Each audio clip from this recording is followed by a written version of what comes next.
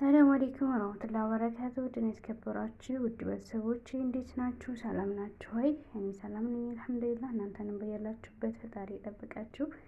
ከድንገተኛ አደጋ ወጥቶ ተመቅረት አላህ ይጠብቃችሁ። በያላችሁበት የዓለም ዳርቻ የሰው ዘር በሙሉ ክፉ አይንካችሁ ማለት ነው።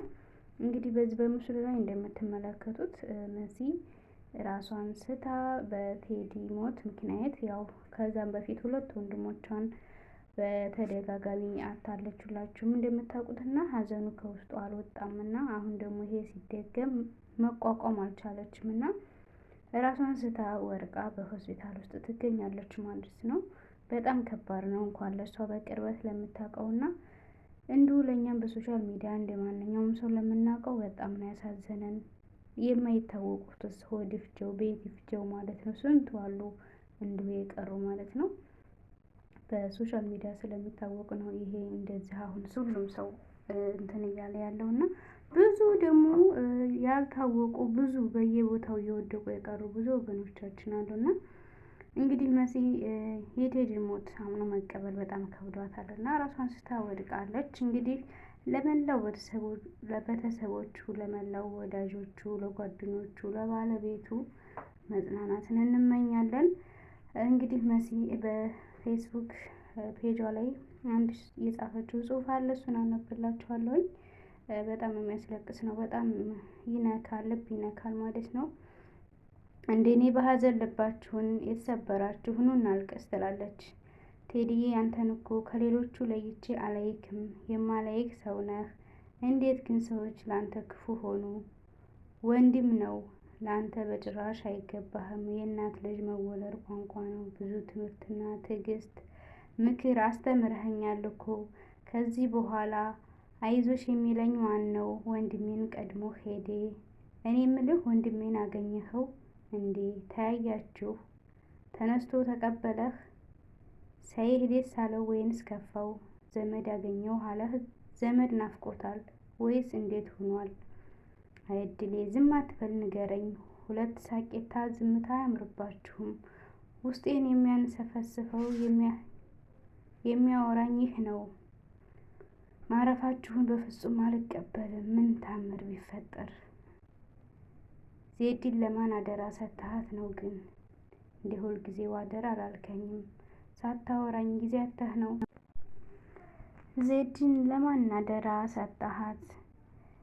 እንደ ሁልጊዜው አደራ አላልከኝም። ሳታወራኝ ጊዜ አተህ ነው። ተሽዬ ውሃ አስጠምቶህ ነበር። ማን አቀበለህ? ማን ደረሰልህ? ወይስ ውሃ እንዳልክ የሚሰጥህ አጣህ?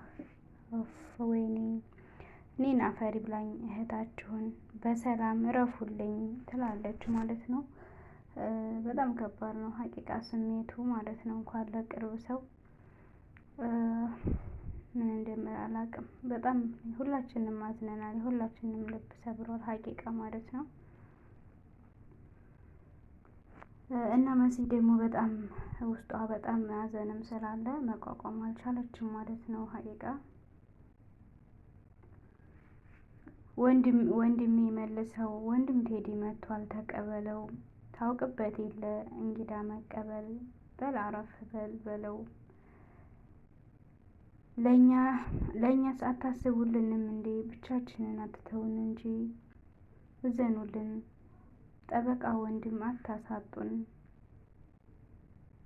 ትላለች ማለት ነው። በጣም ብዙ የጻፈችው ጽሑፍ አለ። ለማንበብ እንጃ አቅም ያንሳል ማለት ነው ሀቂቃ። በጣም ከባድ ነው እና ፈጣሪ ሰብር ይስጣችሁ። ፈጣሪ መጽናናትን ይስጣችሁ። ፈጣሪ ሀዘናችሁን በደስታ ይቀይርላችሁ መጪውን ጊዜ ማለት ነው። ሁሉም ነገር እንግዲህ የአላህ ቀዳና ቀደር ነው። በዚች ምድር ላይ ስንኖር ለመሞት ነው የተፈጠርነው። እያንዳንዳችን እንግዲህ ከመሞታችን በፊት እንዴት እንደምንሞትና እንዴት እንደምንሄድ ያው ተጽፎልናል ማለት ነው። ከዚህ ተሞት የሚቀር የለም። ግን ከሞቱ አሟሟቱ የሚባል ነገር አለና የሞትን ጌጥ አለው ለካ።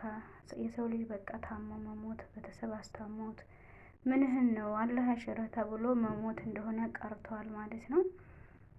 ሀቂቃ በጣም ከባድ ነው። ሀገራችን ውስጥ ያለውን ነገር ታውቃላችሁ። የሀገራችን አልበቃ ብሎ ይኸው ጭፍጨፋው ማለቁ ወገኖቻችን፣ ወንድሞቻችን፣ ወጣቱ ማለቁ ይኸው በስደትም አልቀረም ማለት ነው። ብዙ ተከትሎ መጥቷል ዕጣ ፈንታውና ፈጣሪ በቃ ይበለን፣ ፈጣሪ በቃ ይበለን ማለት ነው። ሁላችሁም ዱዓና ጸሎት አድርጉ ሀቂቃ እና የገደለ እንዲገደል ደግሞ ፍትህ ብላችሁም ጩሁ ማለት ነው።